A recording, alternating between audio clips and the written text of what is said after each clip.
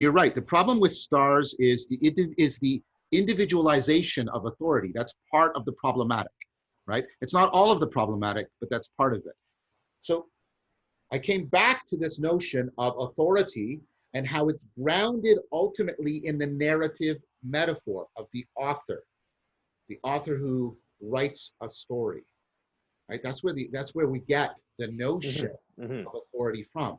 And then I was thinking, and I thought back to Camus. I'm thinking through the plague, and the point about the plague, right, is the breakdown of narrative, right? The human beings keep trying all these narratives on the plague, and the plague keeps basically giving them the finger, right, and saying, so try that narrative if you want. Look what I can do. Oh, try that narrative you want. Look what I can do. And try that, and then you get the two figures of Rieu and Theroux, who slowly they abandon the narrative projection. They abandon the narrative projection. And then it occurred to me, and again, I'm thinking also of, your game B stuff about trying to break the fundamental grammar in a deep way.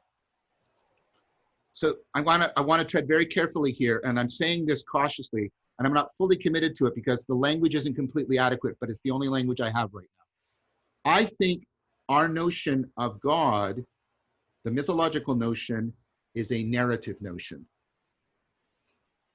right? And what we're seeing right now is not the breakdown of a narrative. We're seeing the breakdown of narrativity. That's the death of God, okay? But I've been thinking about this because I think about this in terms of a debate I had with, not a debate, a dialogos, better, because it was wonderful, with Paul van der Clay and Jonathan Pajot. But I was trying to argue that we should shift the sacred from narrative to dialogos.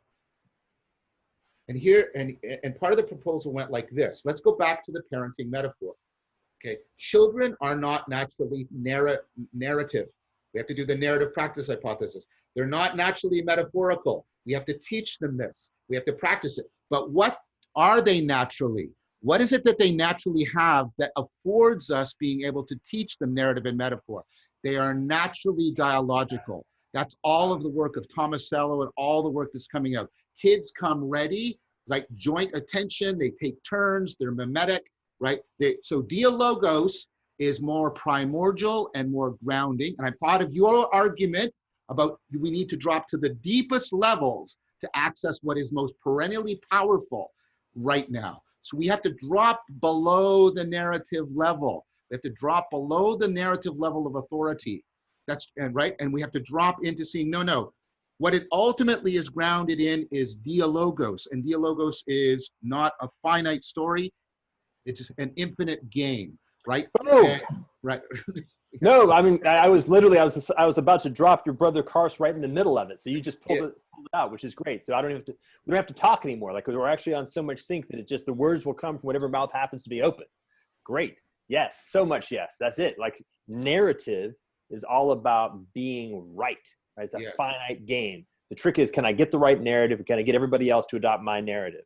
Dialogos is intrinsically the inverse of that, or the converse maybe. It's the opening, right? It's a playful relationship.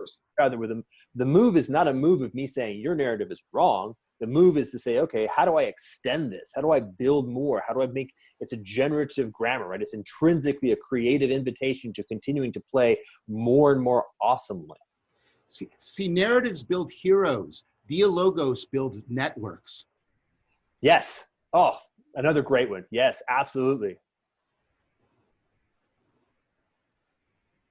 Narratives build heroes. Narratives create that formal context, right? You become and narrative is the idolatry. Narrative is the thing that creates that movement away from being who you are in place to playing a role in a narrative. That's right. Narratives really have that notion of currency, right? Narratives create, hold on, let me rewind back here.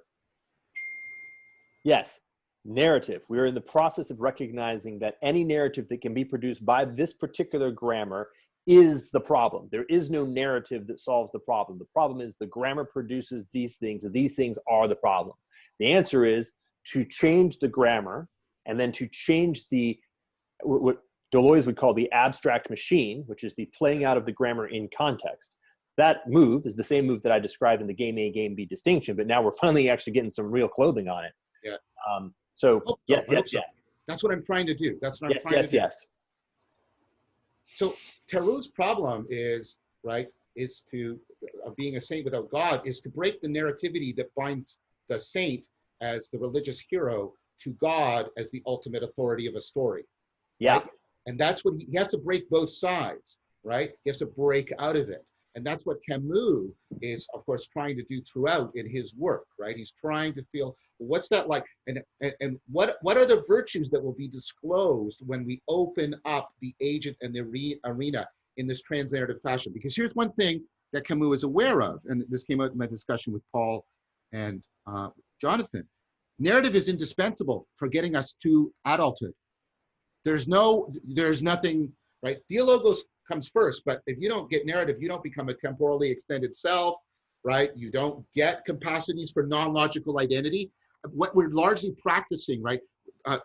Dialogos gives us our first taste of non-logical identity, but narrative exacts it and extends it, right? Ontologically and temporally. We become temporally and modally extended selves through narrative. But the point is, right, like everything else, that has fallen into an idolatry. We have to break out of that. We have to see something that is dialogical, but not pre-narrative, but post-narrative dialogic.